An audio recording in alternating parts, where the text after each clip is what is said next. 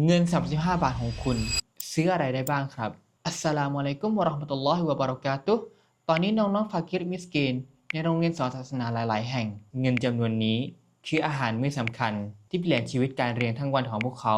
ได้ทั้งวันครับตอนนี้น้องๆกลุ่มฟากิรมิสกีนในโรงเรียนสอนศาสนาหลายๆแห่ง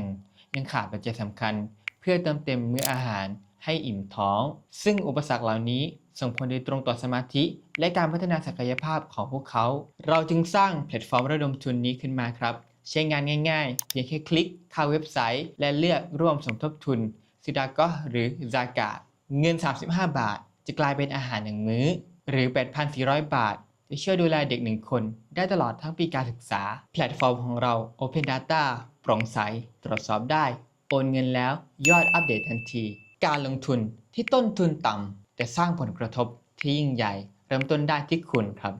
มาร่วมมอบโอกาสและสุขภาพดีๆให้กับน้องๆได้ตั้งแต่วันนี้ถึง30มิถุนายนลิงก์บริจาคและซากาตอยู่ด้านล่างนี้เลยครับพลังเล็กๆของคุณสร้างการเปลี่ยนแปลงที่ยิ่งใหญ่ได้ครับอินชาอัลลอฮ์